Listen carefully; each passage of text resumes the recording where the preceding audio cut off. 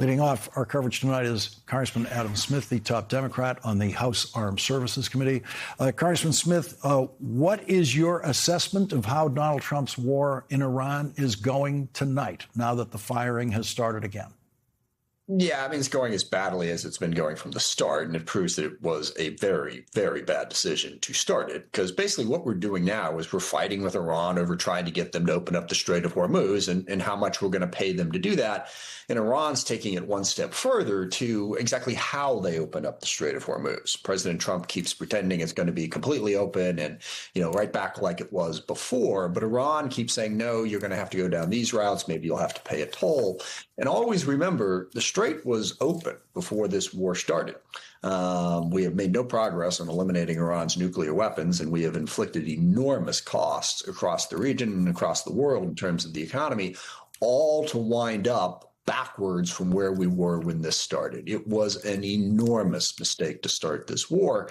And as we sit here tonight, Trump still has no idea how to get out of it. So Donald Trump authorized Iran oil sales and United States cooperation with Iran oil sales as soon as they agreed to the so-called memo of understanding, in which they actually agreed to nothing and did nothing. And now the Treasury is saying, OK, they're going to start to revoke that because of the hostilities that have now broken out. Do you think maybe they should have held back on authorizing Iranian oil sales before Iran had done anything?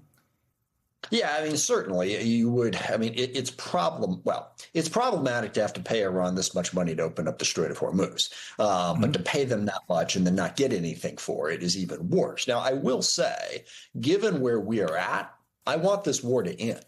I want the Strait of Hormuz back open, and I want the Middle East to be out from under the cloud of this conflict. So given that Trump put us in this impossible position, I think we have to cut the best deal we can.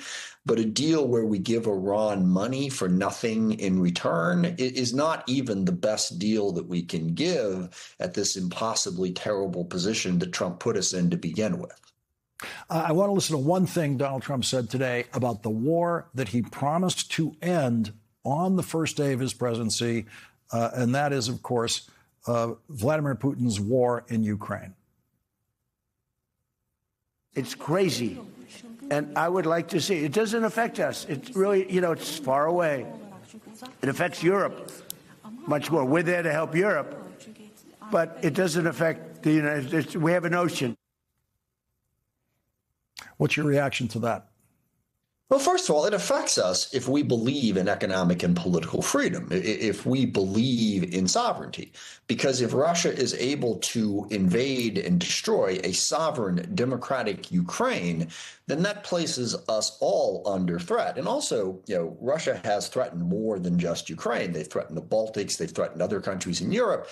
And this spreads. I mean, this is the basic principle, after World War I and World War II. Stops the conflicts before they get too big, and they do impact us. And in a global economy, this definitely impacts us. But let's also not lose track of the fact that Ukraine is winning this conflict, despite the fact that Trump has done everything in his power to undercut them in the 18 months that he's been in office. If just once Trump and Vance could stand up and say, we're with the sovereign democratic Ukraine against the brutal dictator who invaded them, we're standing with Ukraine instead of criticizing Zelensky and praising Putin, that could put some pressure on Putin. It could actually force him to the table. Look, it was idiotic for Trump to say he could solve the war on day one. As you know, he's prone to just making these statements like, I will magically fix everything.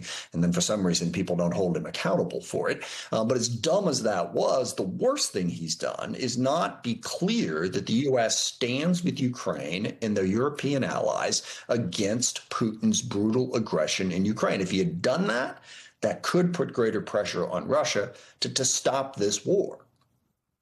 Congressman Adam Smith, thank you very much for joining us tonight. Thanks, Lawrence.